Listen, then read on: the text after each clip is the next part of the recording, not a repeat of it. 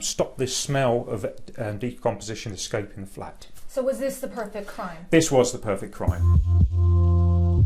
Hey you, and welcome. My name is Mike, and in this video we're going to get into something that's much more like a spy novel than your usual missing persons unsolved death case. And that topic is the death of Gareth Williams. Gareth Williams was a Welsh mathematician who worked for MI6, the British Secret Service. I admire your luck, Mr. Bond. James Bond. And in 2010, he was found dead in the Secret Service safe house he lived in. He was found dead in a bag. A bag that was padlocked from the outside. And, wait till you get a load of this, the police ruled it an accident, if you can believe it. The circumstances of his death in his flat in Pimlico in London would have hit the headlines even without his connection with the security services. His body was found in his bathroom, locked in a red holdall. But could he possibly have got in there and locked the bag on his own? This has never been in a place where everyone says it is entirely impossible. Get my feet. And I'm not saying that it would be easy, and I'm not saying that everybody could do it. Shit, I've lost the padlock. But really the line you have to get to is that theoretically this is possible. Okay, where's the padlock? It might be up my butt. To do. And that's where we are. Oh, God damn it. Why the f*** would anyone kill themselves like this? Let's take a look at the unsolved death of Gareth Williams.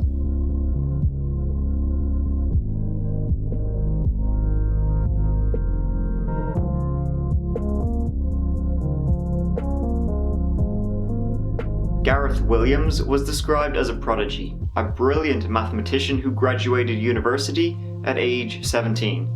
He was a really nice guy who was also a fitness fanatic. He was an employee of the Government Communications Headquarters, who was then seconded to the Secret Service and MI6 in London. His personal life gets, interesting. He supposedly had a £20,000 collection of high-end women's clothing and 26 pairs of designer women's shoes. Also, his former landlords had to rescue him in 2007 when he tied himself to the bed. For reasons. And he also visited bondage sites, though police did stress only on sporadic and isolated occasions. His family's lawyer suggested they coincided with him preparing for Secret Service training courses. Yeah, that's my reason too.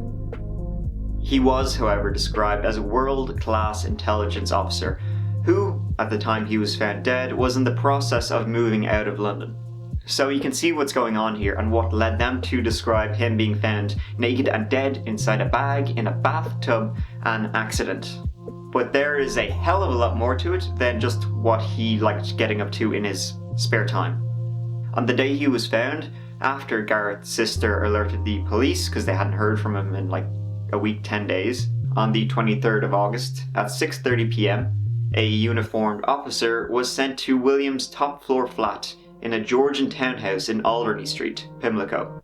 It was only a few hundred yards from the MI6 headquarters, and it was used as a safe house for spies. A lettings agent who held a spare key showed the policeman in. He was asked to wait downstairs as the officer went up and entered. The place was spotless. 2 iPhones, some SIM cards, and a few other bits and pieces sat on the table. Then he entered the bathroom and found a hold-all bag in the bathtub. Red liquid seeped from it. Inside was a body, in such a contorted position that he thought its legs and arms must have been cut off. Radioing for assistance, the policeman noted there was no signs of a struggle. This was not a robbery or home invasion. It was a neat job, which is a euphemism for a professional kill. When his body was finally discovered, he'd been dead for about a week, so it was in quite a bad state of decomposition. The heating in the apartment had also been turned up, likely to further escalate the decomposition of his body. The police investigation struggled, as they were being blocked by the security services from probing too deeply into Williams' life. Given his clearances and access to classified material, Williams' death triggered alarms, and the Secret Service quickly swept over the investigation. One of the very weird things about this investigation is the person leading it, DCI Sebia, doesn't appear to have been able to talk to everybody involved. I think she's had to take things on trust. Some of the statements given appear to have been not entirely accurate. But I think while investigating a murder, she should be given access to everybody that knew him or everybody the police think should be interviewed. Detectives quickly established that Gareth hadn't been shot, stabbed, or hacked to pieces, and the toxicology reports, they came back inconclusive. Studying the zips and lock, police became certain that he could not have locked himself inside. Locking the bag from the inside in a confined area, you can't access the lock from the outside. You can pull the material together, but your arms, when you're inside the bag, your arms are on the chest and there is no room to maneuver, but you actually can't get the lock through. There's no hole to get a lock through, so it becomes near impossible. I believe that he was assisted by a third party into that bath. I don't believe he died in that bath. I believe he died elsewhere in the flat. And again, I go back to the forensic evidence. We've got no prints, we've got no forensics around the bath. And there was further proof that someone had been in the apartment with him. The front door, it had been locked from the outside. Reports by some less reputable news sources claimed he was a secret transvestite who was killed by a gay lover. Now, the fact that he was gay has two aspects to it. One, people began to think maybe it was some kind of sex act gone wrong. The second was that others claimed it was a smear job, that there was some weird sex act thing going on to cover up what actually happened to Gareth. It's just out of character for Gareth, to me, to be honest with you. That Gareth was into anything like that, because I truly do feel that he would have been quite open about it, to be honest with you, because we spoke about a lot of personal things. I'm very, very open-minded, and I know he is as well. And he was working with MI6 at the time of his death, with its focus on foreign targets and intelligence gathering, becoming more of a spy than a paper pusher. He was also working with the NSA to protect sensitive data. He was helping fight against terrorists and criminals who could in turn have targeted him. Shortly before his death, he was believed to have been monitoring foreign embassies in London. At his funeral, the head of MI6 showed up to pay his respects. Gareth had only been working there for less than a year.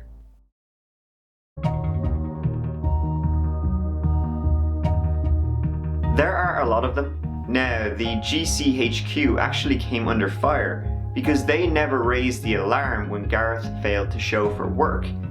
The fact that he was missing was raised by Gareth's sister, who alerted the authorities after she hadn't heard from him for over a week.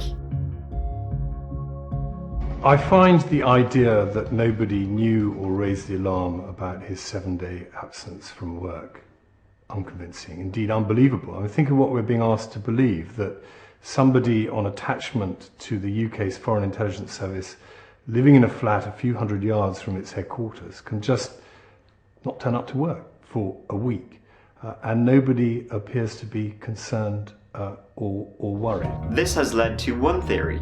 Some say he was killed after he hacked into a guest list of some event President Clinton was to attend as a favor for a friend. This act breached his security clearance. That, amongst other freelance spying he was allegedly conducting, did not sit well with his bosses. He was working with the US National Security Agency in Washington around that time as well, being privy to a hell of a lot of sensitive US information. Maybe they thought he was a leaky ship? Gareth's line manager at MI6 gave evidence at the inquest from behind the screen and was identified only as Witness G. He admitted Gareth's failure to turn up for work on Monday, August the 16th was unusual. By Friday, he checked the list of suggested actions for such an eventuality, which included calling hospitals, but he did nothing. But there is one theory which I believe holds much more water.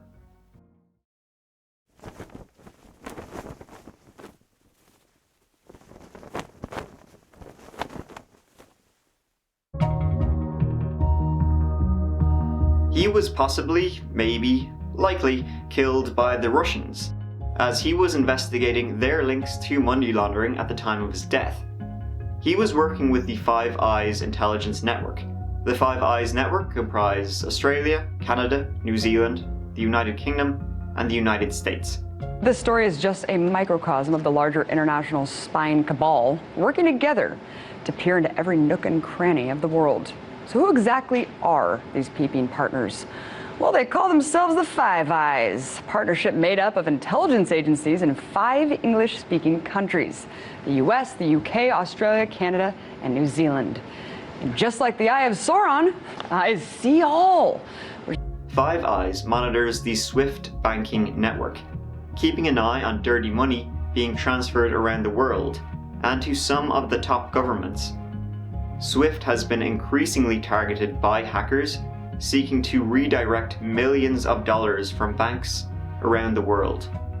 A large number of Russian businessmen and companies are alleged to have laundered billions with the help of the Russian mafia, probably using SWIFT. Much like Russian defector Alexander Litvinenko, who accused top Russian governmental figures of corruption and ordering assassinations, and who he himself was assassinated, did Gareth suffer the same fate for delving too deeply into Russian affairs and corruption? According to BuzzFeed News, yeah, I know BuzzFeed sucks, but their news articles, they tend to be pretty good.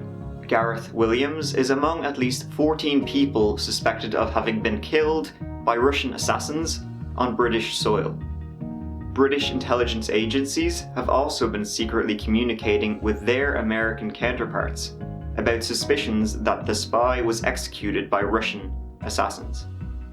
Or was he killed not because he was investigating the Russians, but because he turned them down?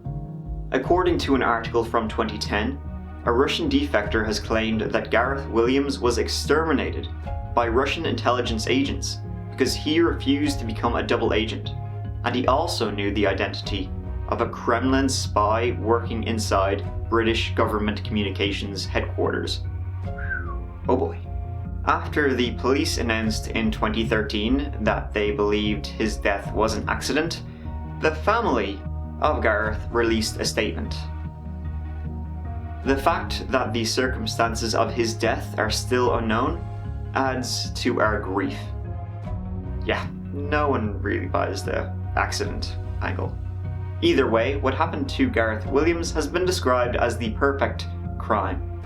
Most importantly, there was no DNA found on either the padlock, the zipper closures, anywhere around this bath. Got to touch something. He would have had to put his feet on the end of the bath to actually slide himself into the bag. But another key here was there was a scuff mark on the bath. Now when you take the actual bag, a scuff mark was found on the bath here. So my belief is that he was lifted, he was murdered, the bag was lifted, it scuffed the top, and he was dropped into the bath. With the heating up, the decomposition fluids would actually run down the plug hole, and it would stop this smell of decomposition escaping the flat. So was this the perfect crime? This was the perfect crime. Who knows if we will ever really know who was behind it.